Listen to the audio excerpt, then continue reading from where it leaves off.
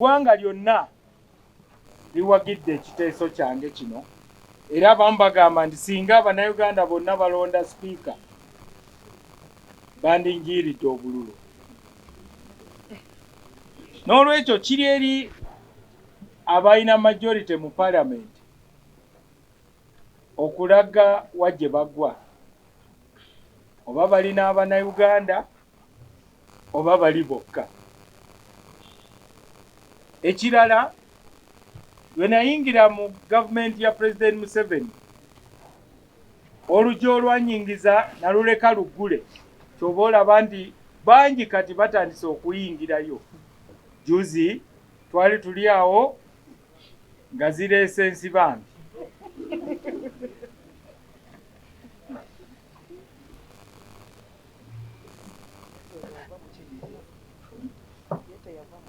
Naye ffe tusigadde mu kibiina kyaffe tulina enkolagana.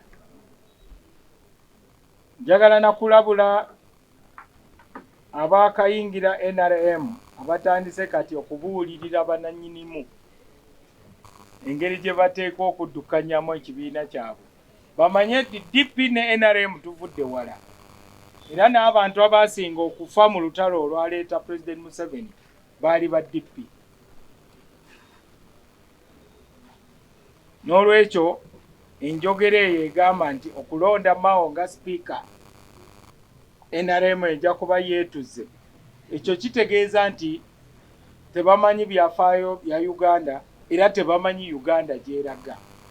Kubanga buli omu kati atunuulidde Mao NRM n'emuyisa etya ku nsonga ya sipiika.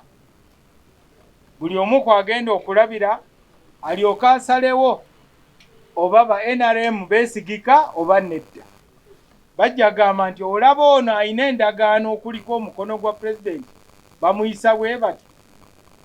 Kati ate olwo bano ab'ebifaananyi abeekubisiza ebifaananyi obufaananyi banaabayisa batya?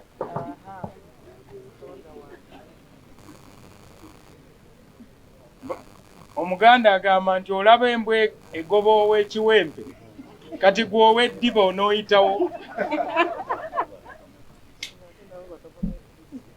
Okwo okulabula eri eggwanga. Tubalansinga eryato n'akalulu ka sipiika newe nakawedde. Oba balonze batya oba balonze batya, naye ensonga y'okubalansinga eryato ejja kusigalawo. Era mu kalulu akaddako eyo y'ensonga egenda okubeera ku mmeeza. Wange nga omuntu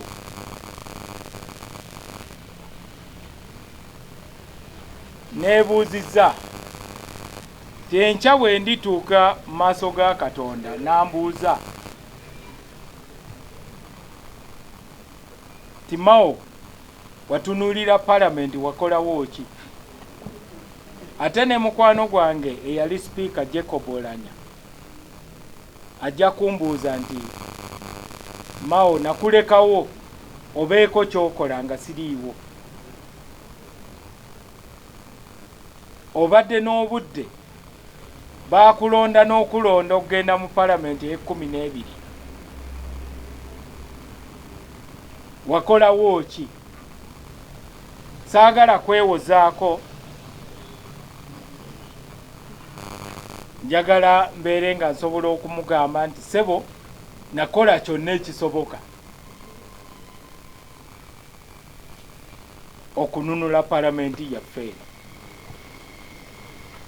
ebeere paalamenti y'abantu, kubanga ogwo gwe gwali omulamwa gwe. Ate ng'ayagala engeri gye tuteesa mu paalamenti ebeere engeri y'abantu abakulu. Paalamenti eveemu katemba, eveemu obukuusa n'obukumpanya.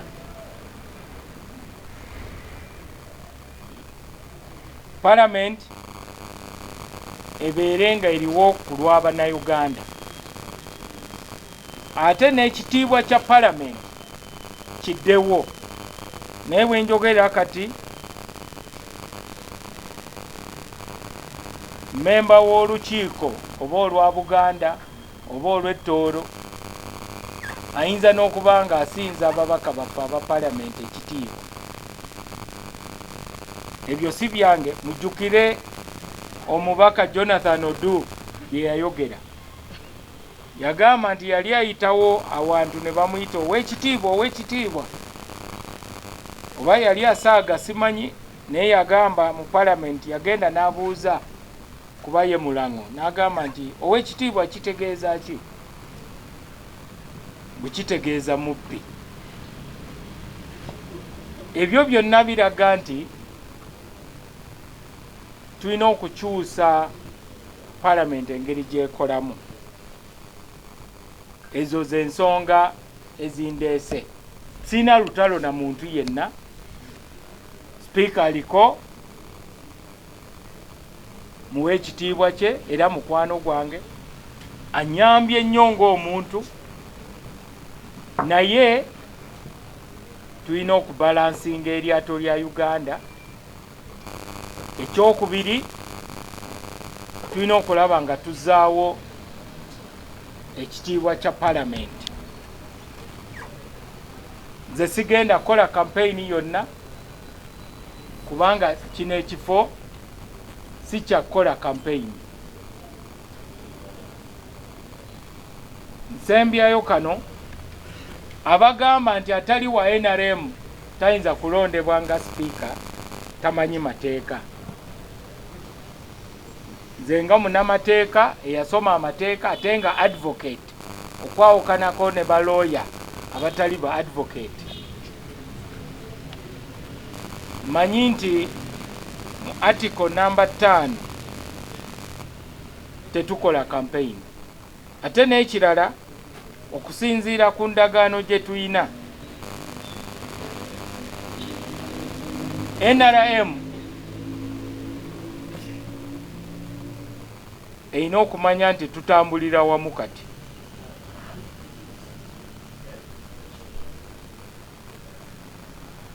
Mu Kenya Speaker aliko kati Right Honorable Wetangula. Tali mu kibiina kya President Ruto naye nga ye Speaker. Naye lwakuba mu Uganda tulina enkola eno eya ring fencing. Buli ali mu kifo alowooza ekifo baakimutondera. Tumanye nti bino ebifo by'Abannayuganda. Tingenda kuvuganya ku kifo ky'obwa Speaker mu palamenti ey'e12.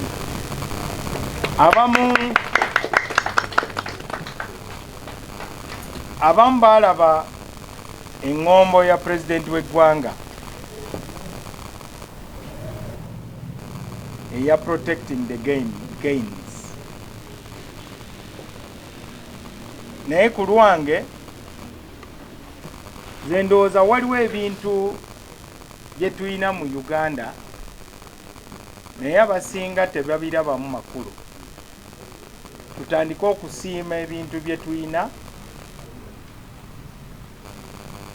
kubanga bisobola okuvaawo. Mutunuulire Libya, balina obutebenkevu naye obutebenkevu baali babutwala ng'ekitaliimu makulu. Tumanye nti gavumenti esobola okukola ebintu bingi naye waliwo gavumenti byetasobola kukola. N'olwekyo Uganda ey'enkya ejja kwesigama ku nkola eya gavumenti okuyamba abanansi okwekolera.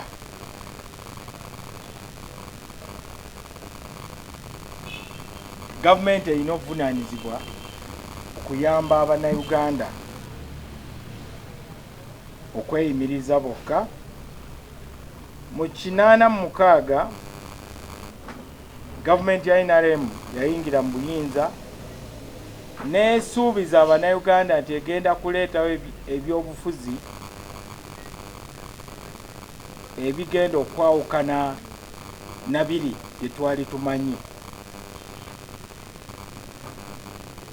Siyaasa omupya kye baatusuubiza. Kati siyaasa omukadde yali yeesigamye ku ki? Sookera ddala obusosoze, okubba obululu, okutulugunya abannansi naddala mu biseera by'okulonda,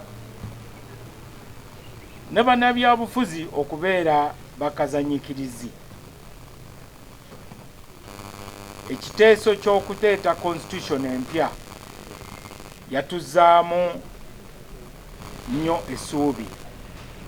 Biseera ebyo okumalira ddala myaka 20 tetwalina bibiina bya bufuzi, era twali mu nkola ya movement nga buli yeesimbawo nga ye, nga temuli mu bibiina. Naye mu DP abavubuka beekolamu omulimo ne batondawo ekisinde n'ekibiina ki UYD, Uganda Young Democrats, nga kyesigamye ku kirowoozo ekigamba nti ffenna tetuyinza kukaanya buli kaseera. N'olwekyo tulina okubeera n'engeri gye tutambuliramu awamu ng'Abannayuganda newankubadde nga tetukaanya ku buli kimu. Uganda yalina ebizibu ku nsonga z'ebyenfuna, nga n'omusaala gw'omwezi mulamba tegugula cupa ya bbiya. DP yakola kinene nnyo ng'ekolagana ne gavumenti ya NRM, kuba baminisita bangi baali bava mu DP, era bakola kinene nnyo okuddaabiriza ebyenfuna bya Uganda. Abakugu mwalimu Professor Ponsiano Mulema, Kafumbe Mukasa, Zakari Olum, Yoweri Kyesimira, Robert Kitariko,